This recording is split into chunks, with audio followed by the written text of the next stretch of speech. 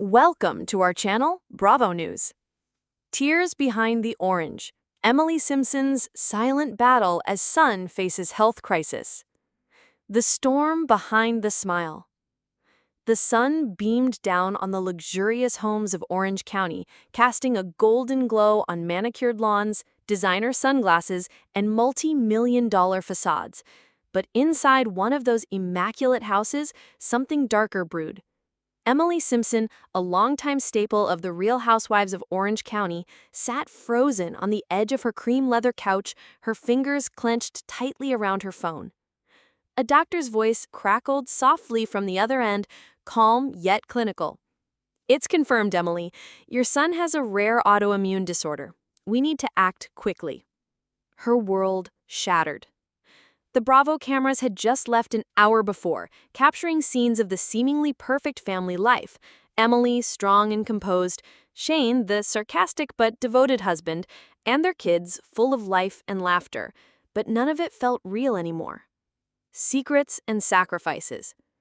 Emily had known something was wrong. Her middle child, 10-year-old Lucas, had been unusually fatigued, plagued with joint pain and unexplained fevers.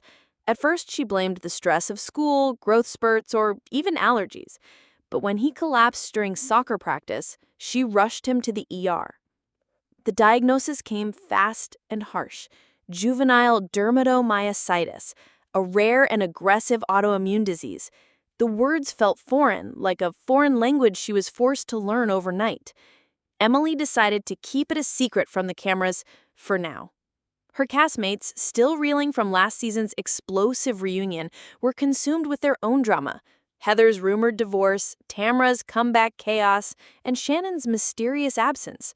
But Emily knew eventually the truth would come out, especially when Bravo producers caught wind of Lucas's hospital stay. Crisis in the public eye. When TMZ published the story, RHOC, Emily Simpson's son hospitalized, family and crisis, the floodgates opened. Messages of concern poured in from fans, celebrities, and fellow housewives. But so did the vultures, gossip sites, YouTubers, and internet trolls dissecting every detail. Was this a storyline? Was Emily exploiting her child? Emily was devastated. She told her closest friend and castmate, Gina Kirschenheiter, over iced lattes at a quiet Newport Beach cafe, "People don't understand. This isn't about ratings. This is about my baby." Gina reached across the table. "Then show them that. Show them the real Emily, not the snarky one in confessionals, the mom who's fighting for her kid." And that's when the idea formed. Emily would let the cameras in, just enough to show the truth, to raise awareness, and maybe help other parents facing the same terrifying diagnosis. The housewife, the mother, the warrior. The next few months were a whirlwind. Lucas began an aggressive treatment plan: corticosteroids, IV infusions, physical therapy. Emily transformed overnight from glamazon to medical mom. Her makeup bags were replaced with medical journals, her red carpets with hospital hallways. The season of RHOC being filmed during this time took a raw turn. Emily's storyline stood apart. Not a feud, not a divorce, not a plastic surgery reveal, but a mother's love tested to the limit. In one emotionally charged scene, Bravo captured Emily sleeping in a hospital recliner beside Lucas, holding his hand as nurses checked his vitals. Shane, for once, dropped his sarcasm, speaking honestly about the fear he felt watching his son's health decline. It was the most vulnerable the Simpsons had ever been on camera, and fans noticed. Backlash, breakdown, and breakthrough. Of course, not everyone was supportive. At the reunion taping, castmate Taylor Armstrong challenged Emily. "Look, I feel for you, I do, but you let Bravo film in the ICU. Was that really necessary?" The audience gasped. Emily, shaking but composed, fired back. "You weren't there when he screamed from muscle spasms. You weren't there when he asked me if he was dying. If sharing that helps another mother recognize the signs early, then yes, I'd do it again." Even Andy Cohen was speechless. Privately, though, Emily was unraveling. The stress, lack of sleep, and immediate pressure took its toll. She started missing events, canceling appearances, withdrawing from friends. Shane worried. "You need help too, Em," he told her one night after Lucas had finally fallen asleep. You can't pour from an empty cup. Reluctantly, Emily agreed to therapy. Bravo surprisingly offered to pay for sessions, partly out of guilt, partly for optics. But the therapist helped. Slowly, Emily began to heal alongside her son. Lucas speaks. As Lucas regained some strength, he asked to speak directly to the fans. With his mom's help, he recorded a heartfelt video for her Instagram. "Hi, I'm Lucas. I have something called JDM. It makes my muscles hurt and my skin break out, but I'm getting better. Thanks for praying for me. And to the kids who are sick like me, you're not alone." The video went viral.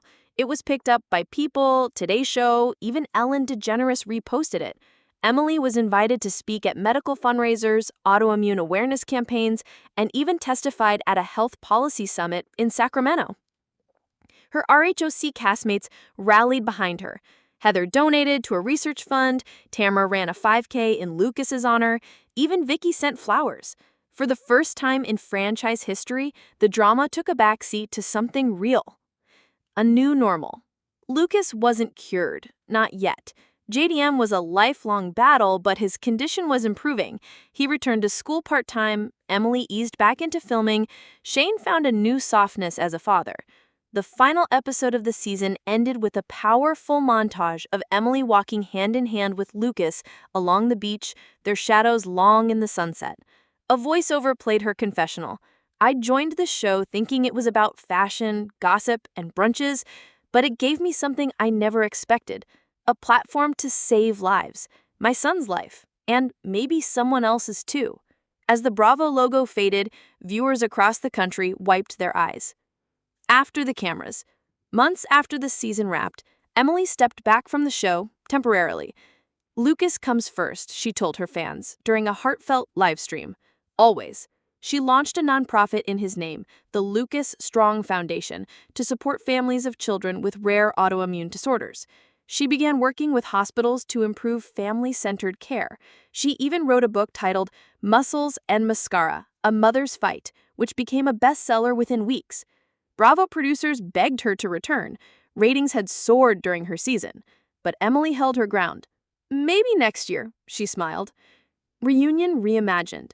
1 year later, Emily made a surprise appearance at the RHOC Season 19 reunion, not as a cast member, but as a guest of honor. She entered to a standing ovation, wearing a stunning gold gown, Lucas proudly beside her in a matching suit. Andy welcomed them both. "You've been missed." "I've missed you too, kinda," Emily joked. Then Lucas took the mic. "I just want to say thank you for loving my mom, for praying for me, and for showing me that I'm stronger than my disease." There wasn't a dry eye in the house. The orange that roared. In a franchise known for catfights and cocktails, Emily Simpson's story stood out like a lighthouse in a storm. It reminded fans and fellow housewives that real life doesn't pause when the cameras roll. Lucas's journey brought the cast closer. It inspired fans around the world, and it transformed Emily from a lawyer-turned-Bravo star into something far more powerful, an advocate, a hero, and a mother lion. In interviews, she often says, "I didn't choose this fight, but I'll never stop fighting." And neither will Lucas. Together they proved that behind every housewife is a warrior waiting to rise. Thank you for watching the video. Please subscribe to our channel.